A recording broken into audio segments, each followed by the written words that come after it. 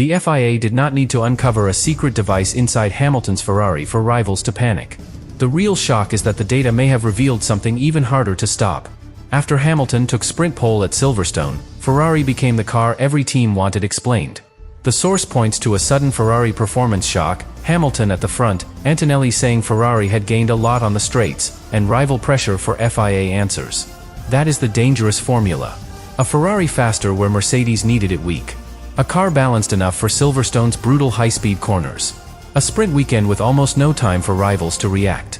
And Hamilton, sitting on pole, ready to turn clean air into control. So now the entire paddock is trapped inside one terrifying question. Did the FIA find unexplained data because Ferrari crossed a line, or because Ferrari finally found the perfect legal edge? Because if something illegal was found, rivals get relief. But if the FIA finds nothing, no penalty, no failed check, no hidden trick, then the nightmare becomes real. Mercedes, Red Bull, McLaren, and everyone behind are not chasing a scandal anymore. They are chasing Hamilton's Ferrari. And at Silverstone, that might be the most frightening answer of all. Silverstone is where unexplained speed becomes impossible to ignore.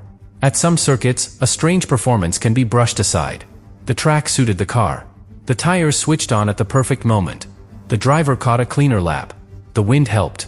The setup worked for one run, but maybe it would fall apart when the race pressure arrived.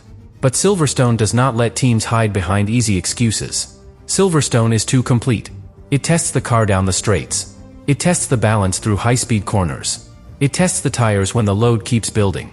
It tests whether the driver can trust the machine while the lap is still on the edge. That is why Hamilton's sprint pole put Ferrari under the microscope. Because this was not a quick lap at a circuit that hides weakness. This was Ferrari showing strength at a track where weakness usually gets exposed. And when a car suddenly looks that strong at Silverstone, rivals do not simply clap and move on. They ask what the data says. That is where the story begins. Telemetry is the car's truth. It shows the details people outside the garage never see clearly. When the throttle opens. How the car accelerates. How stable it is through a corner. How much speed it carries before a straight. Whether the tires are being punished or protected. Whether the lap was a moment of bravery or a sign of something deeper. The timing screen tells everyone Hamilton was fastest. The telemetry tells teams why. And that word, why, is what makes the paddock uncomfortable. Because if Ferrari's advantage was easy to explain, there would be no panic. Rivals could say, they ran less wing. They had better track position. Hamilton nailed the lap. The tires were perfect. The advantage will disappear when the sprint gets messy. But the fear is that the data did not point to one simple answer. The fear is that Ferrari looked strong in several connected places at once. A clean corner exit. Strong acceleration. Straight line speed. Enough stability for Silverstone's fast corners. Enough confidence for Hamilton to attack without the car looking nervous. That is not one advantage. That is a chain. And a chain is much harder to break. If Ferrari only gained on the straights, rivals could target the corners. If Ferrari only gained in the corners, rivals could attack on the straights. If Ferrari only had one perfect lap, rivals could wait for the race to expose tire wear. But if Ferrari had a little bit of everything, speed, balance, tire confidence, and Hamilton at the front, then the field has no obvious weak point. That is why the FIA question becomes so serious. The source does not confirm an illegal Ferrari. It does not confirm a failed inspection. It does not confirm leaked telemetry proving wrongdoing. That matters, because the honest story is not that Ferrari has already been caught. The honest story is that Ferrari became too important not to check. And in Formula One, that is a massive difference. Rivals do not need absolute proof before they start asking questions. They need a pattern that makes them nervous. They need a performance jump that does not match their expectations. They need a car that seems to gain where it should be paying a price. That is exactly the kind of situation Hamilton's Ferrari created. Because straight-line speed usually comes with a compromise. A car can be trimmed to cut through the air better, but then it may lose grip in the corners. It is like wearing lighter shoes on a slippery floor.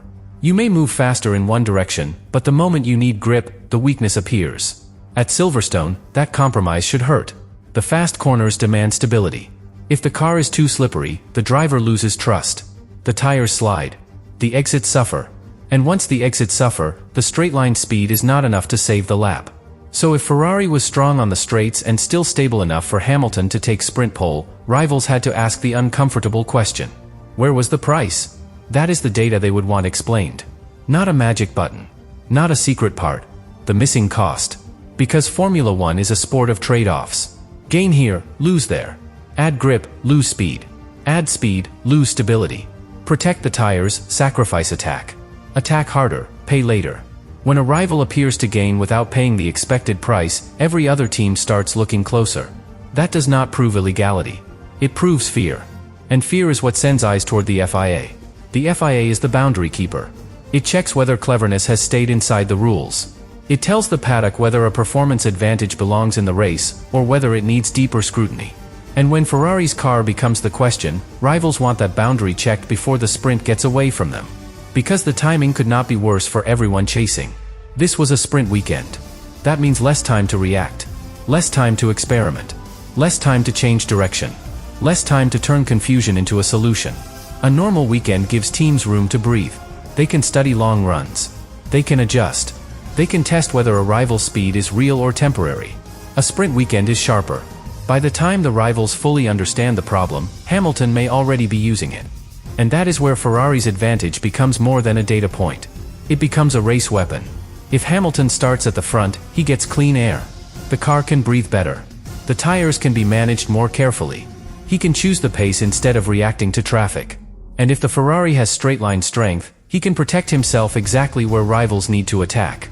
That turns every chasing driver's sprint into a dangerous calculation. Push early, and risk the tires. Wait, and let Hamilton settle. Attack through the fast corners, and risk sliding in dirty air. Save the car, and maybe lose the only chance. That is the trap. And the reason rivals want answers is because they need to know what kind of trap they are inside. Are they chasing a Ferrari that found something questionable? Or are they chasing a Ferrari that found something legal, efficient, and painfully well suited to Silverstone? The second answer is worse. Because if the data is unexplained but legal, there is no shortcut. No protest can magically give Mercedes more straight-line speed. No inspection can hand Red Bull a better balance. No ruling can give McLaren cleaner exits out of the corners. The rivals have to solve it themselves. And solving it during a sprint is almost cruel. That is why this first block matters. The unexplained data is not frightening because it automatically proves Ferrari did something wrong. It is frightening because it may prove Ferrari did something right. They may have found a way to make the car work in the exact areas Silverstone demands most.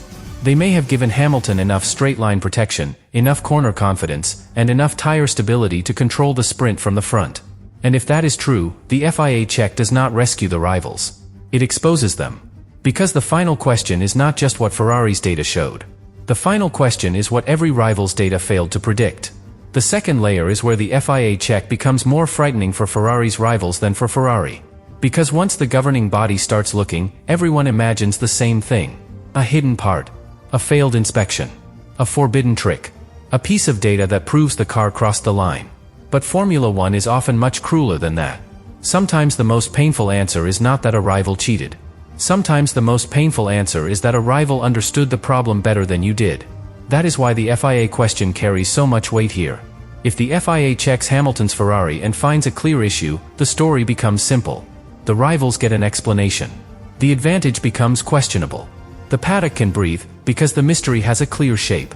But if the FIA finds nothing illegal, nothing that forces Ferrari back, nothing that removes the advantage, then the whole story becomes harder to live with. Because then Ferrari's data is not just unexplained. It is legal. And legal speed is the kind no rival can protest away. That is the nightmare. A suspicious car can be challenged. A legal car has to be beaten. And beating Hamilton at Silverstone, when he already has sprint pole, clean air, and a Ferrari that appears strong where rivals expected weakness, is not a comfortable challenge. It forces every rival garage to stop looking outward, and start looking inward. Why did Ferrari gain on the straights? Why did Hamilton have the confidence to attack? Why did the car seem to answer Silverstone's demands? Why did our own model not see this coming? Those questions hurt because they do not accuse Ferrari. They expose everyone else.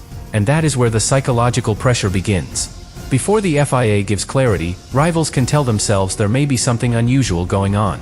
Maybe the car is doing something that needs a deeper look. Maybe the data is strange for a reason that has nothing to do with their own performance. Maybe the governing body will find the answer. But once the car is cleared, that comfort disappears. Now the answer has to come from their own engineers. Their own setup choices. Their own straight-line speed. Their own tire management. Their own drivers. That is when panic becomes private. No team principal needs to say it out loud. No driver needs to admit it. No engineer needs to look worried on camera. But inside the garage, the same thought begins to move through every conversation. What if Ferrari is simply better prepared for this sprint? That thought is dangerous because sprint weekends leave no room to process it slowly. There is less time to experiment. Less time to change the car. Less time to rebuild confidence. Less time to test one theory, reject it, and try another. The weekend is already moving. And Hamilton is already at the front. That means rivals are not solving an abstract technical question. They are solving a live race problem. A problem with a red car in clean air, a 7-time world champion controlling the start, and a circuit that punishes every bad compromise. This is where the telemetry question becomes a race question. If the data showed Ferrari was stronger on the straights, the chasing cars have to work out how to get close enough before those straights begin. But that is not easy at Silverstone. To stay close, a driver may need to push harder through the fast corners. But pushing harder can stress the tires. When the tires get hotter, the car slides more. When the car slides more, the exit becomes weaker. And when the exit becomes weaker, the Ferrari pulls away again down the straight. That is the loop. Push to stay close. Damage the tires. Lose the exit. Lose the straight. Push again. That loop can destroy a sprint without a single dramatic moment. No collision. No huge mistake. No radio meltdown. Just a slow loss of options. And Hamilton knows exactly how to create that kind of race. He does not need a massive gap. He only needs a gap that survives. He can make the car behind believe the opportunity is coming, while quietly placing the Ferrari where the attack never fully becomes real. That is control. And control is what the rivals fear most. Because Hamilton with control at Silverstone does not look desperate. He looks calm. He makes defending feel ordinary. He makes tire management look natural. He makes the driver behind spend energy, emotion, and grip trying to create a chance that may already be gone.